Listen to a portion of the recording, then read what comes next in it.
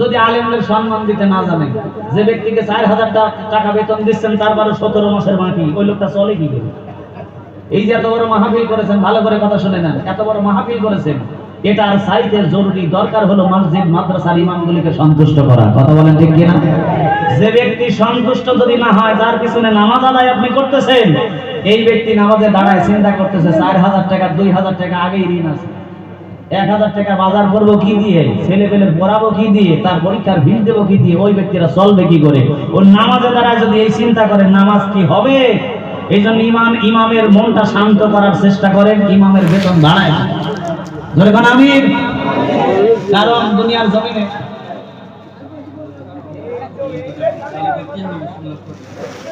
আবার কি শোনালে, ওয়াজ করে ওয়াজ শোনায় তো লাভ নাই ভাই, এই কাজগুলি যদি না করেন। কথা বলেন ঠিক কিনা? আচ্ছা, সারা রাত ওয়াজ শোনা বেশি জরুরি না ফজরের নামাজ পড়া বেশি জরুরি? কোনটা? তাহলে নামাজ যিনি পড়াবেন তার দাম বেশি না আমি বক্তার দাম বেশি? কথা পায় না, ওই ইমামের দাম বেশি। এই জন্য আজকে থেকে সিদ্ধান্ত নেন, ইমামকে বেইজ্জতি করা যাবে, ইমামকে সন্তুষ্ট করার চেষ্টা করবেন।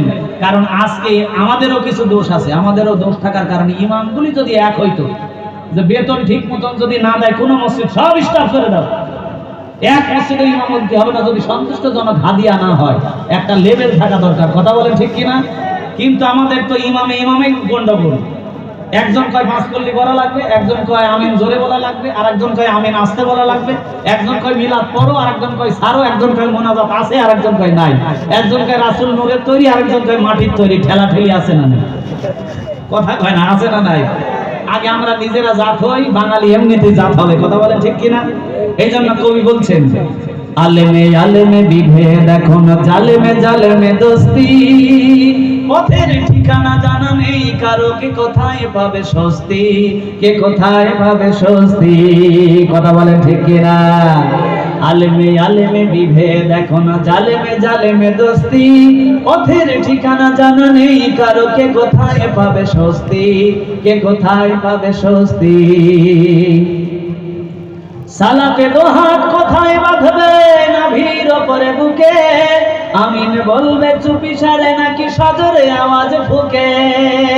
এই গন্ডগোল আছে না নাই? একজন কয় জোরে আমিন, আর একজন কয় আস্তে, আছে না নাই? সালাতে দোহাত কোথায় বাঁধবে, নাভির ওপরে বুকে, আমিন বলবে চুপি সারে নাকি সজরে আওয়াজ ফুকে। ছোট আর ছোট বিষয় নিয়ে চলছে ভীষণ দ্বন্দ্ব, সব দলই ভাবে আমরা এ ভালো, অন্যরা কালো মন্দ। কথা বলেন ঠিক কিনা? আমরা যারা ওয়াজ করে বেড়াচ্ছি তারা মনে করতেছি যে আমরাই ভালো, ওয়াজ শোনা শোনায় মানুষের জান্নাতি করবো। আবার যারা বলতেছে জিহাদ করো জিহাদ করো, জিহাদ করে করে জান্নাতি বানাবো। আবার যারা বলতেছে বাল্লিগু আন্নি ওয়ালা ওয়ায়া, খালি দাওয়াত দাও, জিহাদের কোনো দরকার নাই, এইটা করে জান্নাত পাবো। তাহলে এই যে গ্রুপিং হয়ে গেছে, এই গ্রুপিং যারা যারা মানে মানে একা একা ভাগ করে নিয়েছে, সকলেই কি সঠিক পথে আছে ভাই? কথা বলে, সকলকে একই প্ল্যাটফর্মে আসা লাগবে। যদি আসতে পারে তাহলে অবশ্যই ইসলামী শাসন ব্যবস্থা কায়েম হতে দেরি। আমার বান্দারা লক্ষ্য করুন, আমি আপনাদের বোঝাচ্ছিলাম আল্লাহ রাব্বুল আলামিন সূরা আসরের 2 নম্বর অংশের 2 নম্বর গুণাবলী বলছেন, ওয়া আমিলুস সালিহাত। দুনিয়ার জমিনে এই আমলে সালেহাত যারা করবে, আর আমলে সালেহাতের 1 নম্বর বিষয় হলো আল্লাহর নবীরা যা করেছে আমাদের তাই করা। নবীরা যা করেছে আমাদের তাই করা মানে দুনিয়ার জমিনে মানুষদেরকে আল্লাহর দিকে ডাকা, খারাপ কাজে বাধা প্রদান করা। কথা বলেন ঠিক কিনা? এখন দুনিয়ার জমিনে আলেম সমাজরা, ইমাম সাহেবরা মানুষদেরকে ভালোর জন্য ডাকে। এখন বুঝতেছেন না, ইমাম সাহেব প্রত্যেকদিন শুক্রবারে জুমার নামাজের সময় বলে চাচা নামাজ পড়েন, চাচা রোজা করেন, চাচা দুনিয়ার জমিনে মাজার পূজা করেন না, মাজারে সেজদা দিয়েন না, চাচা দুনিয়ার জমিনে মানুষকে সেজদা করেন না। এই ইমাম সাহেব বোঝাচ্ছে আপনি মানতেছেন না, কিন্তু কিয়ামতের ময়দানে ঠিকই মেনে নেবেন। কথা বলেন ঠিক কিনা? আল্লাহ যেদিন পিটাতে পিটাতে জাহান্নামের দিকে নিয়ে যাবে, জাহান্নামের দারোয়ান ডাকতে বলবে, ওয়াসিকাল্লাযিনা কাফারু ইলা জাহান্নামা যুমারা। এই গাদাগুলি বেকুবগুলি জাহান্নামে আসলে কেন? এটা আগুনের জায়গা, এটা মায়ের পিঠের জায়গা, তোরা জানিস না? কেউ কি বলে নাই? কোরআনের আয়াত কি কেউ বলে তোদেরকে ওয়াজ করে শোনায় নাই? সেদিন আপনারা বলবেন কলওয়ালা শুনেছিল, কিন্তু এই কান দিয়ে শুনেছি, এই কান দিয়ে বের করে দিয়েছি। কথা বলেন ঠিক কিনা? এই জন্য আমার ভাইরা, এক নম্বর আমলে সালেহ হলো আল্লাহর জমিনে কোরআনের বিধান কায়েমের আন্দোলন করা। কথা বলেন ঠিক কিনা? আল্লাহর বিধান যদি কায়েম না হয়, আপনি রোজা করে শান্তি পাবেন না, নামাজ পড়ে শান্তি পাবেন না, পর্দা করে শান্তি পাবেন না। এই জন্য আল্লাহর জমিনে আল্লাহর বিধান প্রতিষ্ঠিত হওয়া লাগবে। এটা হবে প্রথম নম্বর আমলে সালেহ, প্রথম নম্বর কাজ। কথা বলেন ঠিক কিনা?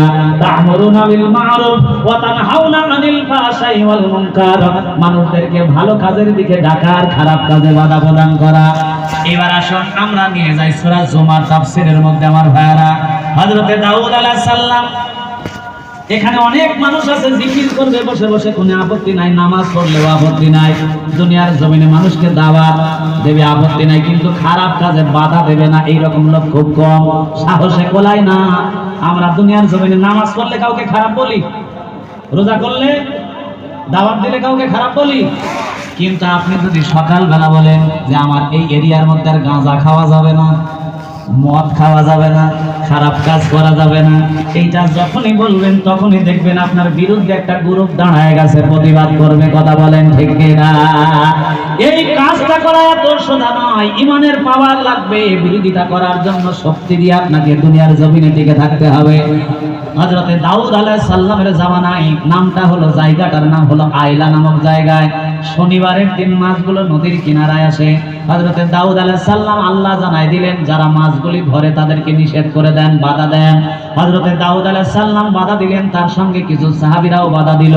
আর একটা গ্রুপ মাছ ধরে আর সন্ত্রাসী এরা, আর আরেকটা গ্রুপ মাছ ধরেও না, বাধাও দেয় না। এরা সুবহানাল্লাহ ফাটি বলে, বাধাও দেব না, মাছও ধরবো না।